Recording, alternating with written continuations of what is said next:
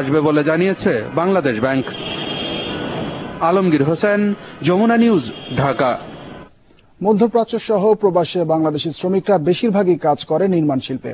আবাসন শিল্প মালিকদের সংগঠন রিহাবের মতে রড ইট সহ দেশের বাজারেও এ খাতে জড়িয়ে আছে প্রায় ৩০ লাখ শ্রমিক, যাদের নেই কোনো প্রশিক্ষণ। এবার নির্মাণ শিল্প শ্রমিকদের দক্ষ মানব সম্পদ তৈরিতে প্রশিক্ষণ কেন্দ্র চালু করেছে রিহাব। প্রশিক্ষণ শেষে ন্যায্য মজুরির পাশাপাশি দুর্ঘটনার ঝুঁকিও অনেকাংশে কমবে বলে আশা রিহাব নেতাদের। বিস্তারিত জানাচ্ছেন সুশান্ত সিনহা। ঢাকা সহ সারা দেশেই দ্রুতগতিতে বাড়ছে আবাসিক ও বাণিজ্যিক ভবন নির্মাণের কাজ। নির্মাণ শিল্পের আকার বৃদ্ধির সঙ্গে বাড়ছে শ্রমিকের সংখ্যা, যাদের বেশিরভাগই ওস্তাদের কাছ থেকে দেখে শেখা।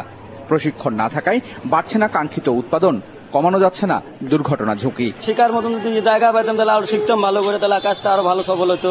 2 বছর থেকে কাজ করি, উস্তাদেরটাই কাজ শিখছি। কাজ কাম কিভাবে করা যায় এটা আরো আমার জানা বেশি থাকতো। ঝুঁকিপূর্ণ কাজ থেকে রেহাই পেতাম এবং দুর্ঘটনা থেকে রক্ষা পেতাম।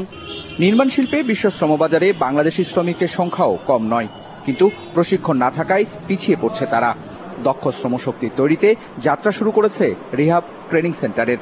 Electrical house wiring and welding, rod bending, binding, shuttering and carpentry একটি trade, plumbing and pipe fittings with sanitary fittings, তারপরে মেসনরি অ্যান্ড টাইলস ফিটিং, এই 4টে ট্রেড নিয়ে আমাদের যাত্রা শুরু।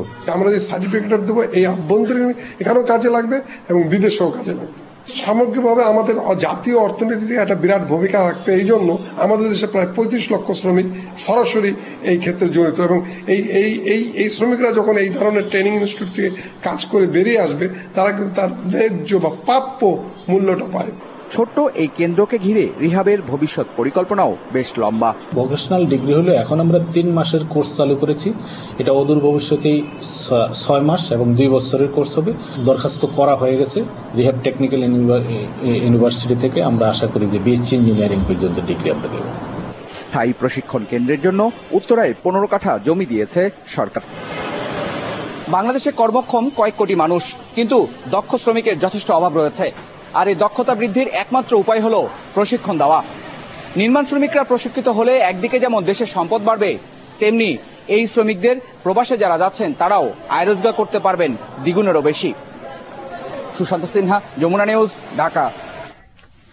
বাংলাদেশের বেসরকারি উড়োজাহাজ যেসব কোম্পানি আন্তর্জাতিক রুটে চলাচল করে তাদের বিদেশি মুদ্রায় লেনদেনের তথ্য সংগ্রহের উদ্যোগ নিয়েছে কেন্দ্রীয় ব্যাংক। সম্প্রতি